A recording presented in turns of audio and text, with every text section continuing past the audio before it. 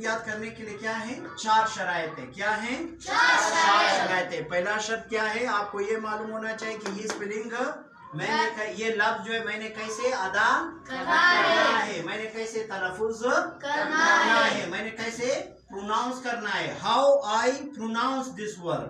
तो जब पहला काम आपका ये आपको मालूम, अभी मसलन ये लफ्ज है ENERGY, तो इसको प्रोनाउंस करने का तरीका सीखो। EENER नर GYG, ई नर जी, ई नर जी। अब इसी तरह जो एक और लफ्ज है, क्या है?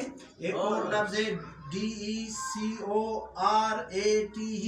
अभी सबसे पहले काम क्या है कि इस लफ्ज को अदा करने का तरीका सीखो, यानी इस लफ्ज को तलफ़ुज़ करना सीखो कि इस लफ्ज को मैंने कैसे तलफ़ुज़ करना है। पहला शर्त है जो बहुत जरूरी है, आपको मालूम होना चाहिए ना। देखो, अगर आपको अपना घर मालूम नहीं है तो आप घर पहुंच सकते हो? नहीं पहुंच सकते हो। इसी तरह अगर आप एक लफ्ज तलफ़ुज़ नहीं कर सकते हो, उसको पढ़ नहीं सकते हो, उसको रीड नहीं कर सकते हो, तो उसको याद करना जो है बहुत मुश्किल है। अभी देखो, DEDCORATE रेट, डिकोरेट, क्या?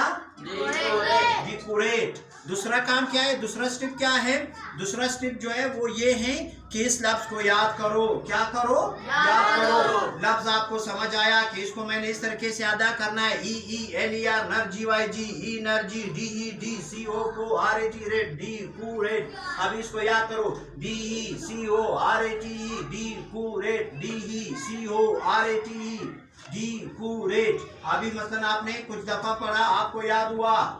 क्या हुआ? वो स्पेलिंग, वो लफ्ज जो पहले आपको याद नहीं था, अभी क्या हुआ?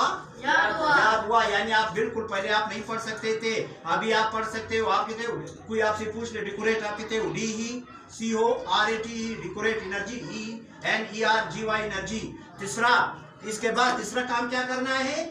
इसको क्या करना है? अब देखो, पहला प्रोनाउंसिएशन था, उसके बाद आपने क्या किया? याद किया। तीसरा काम ये है कि इसको अपने रफ रजिस्टर में 3 दफा लिखो। DECORATE,